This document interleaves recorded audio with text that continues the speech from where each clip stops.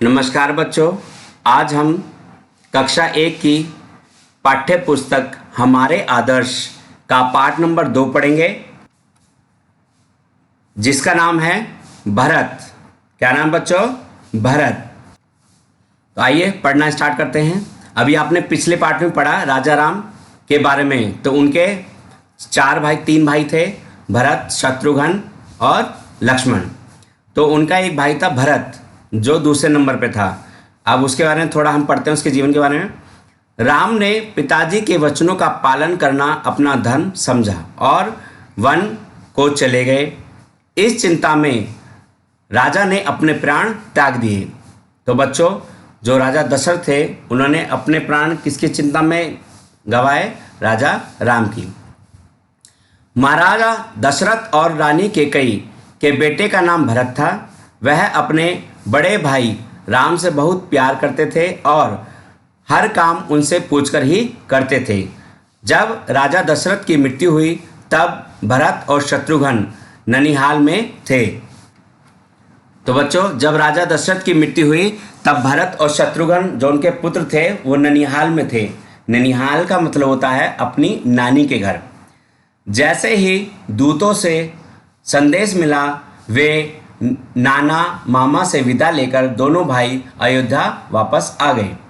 भरत घबराए हुए अपनी माता के महल में गए और ननिहाल का कुशल समाचार बताकर पिता और भाई राम के बारे में पूछने लगे। कैकेयी ने कहा, तुम्हारे पिता तो स्वर्ग सिधार गए, वे इस पृथ्वी का सुख भोग चुके थे, उनके बारे में चिंता न करो। भरत फूट फूट कर रोने लगे, यानी बहुत विलाप करने लगे और बहुत ज़ोर ज़ोर से रोने लगे। फिर उन्होंने पूछा, भाई राम कहाँ हैं? यानी भरत ने अपनी माँ से पूछा कि कैसे कि मेरे जो बड़े भाई हैं वो राम कहाँ पर हैं। कैकेयी ने हंस हंस कर अपने वरदान तथा राम, लक्ष्मण और सीता के वन जाने की सारी बात कह सुनाई।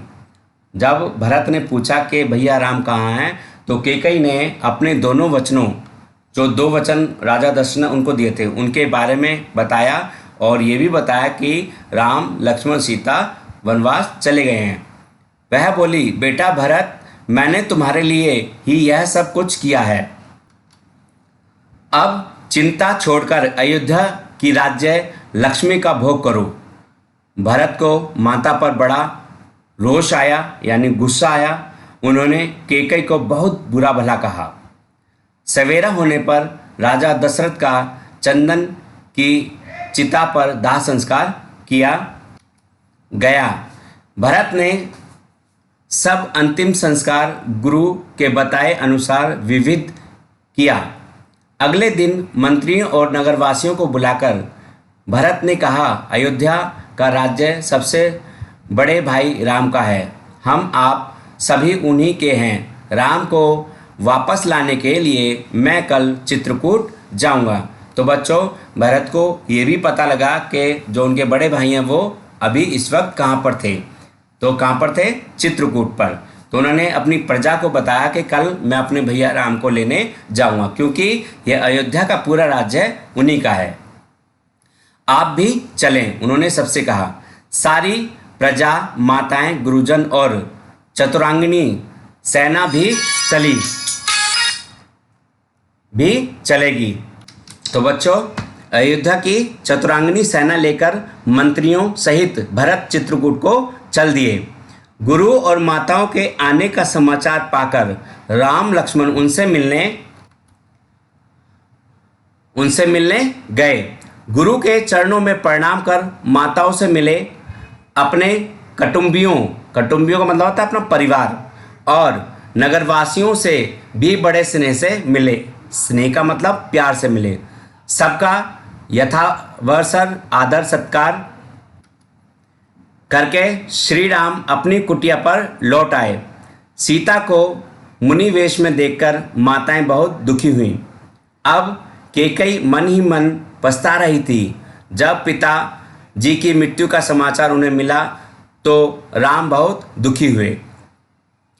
माताओं, गुरुजनों और नगरवासियों ने अयोध्या लौट आने और राजगद्दी संभालने की विनती की, परंतु राम ने माने और उन्होंने 14 वर्ष से पहले अयोध्या आने से इनकार कर दिया।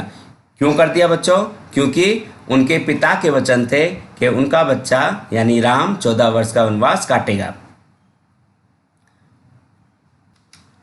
परंतु भरत तो राम को ही राजा मानते थे। वे राम की खड़ाऊं अपने साथ ले आए। खड़ाऊं का मतलब होता है बच्चों, आजकल जो हम चप्पल पहनते हैं उस समय में लकड़ी की चप्पल हुआ करती थी जिनको हम खड़ाऊं कहते थे।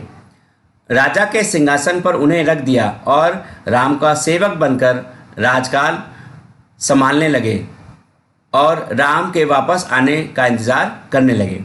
तो बच्चों, जब राम नहीं माने तो भरत उनके खड़ाऊ ले आए और उन्होंने राज सिंहासन पर रख दिया और रखने के बाद वह उनके वापस आने का इंतजार करने लगे और पूरे राज्य को देखने लगे। जब 14 वर्षों के बाद राम अयोध्या वापस आए तो उन्होंने राजगद्दी उन्हें सौंप दी। किसने?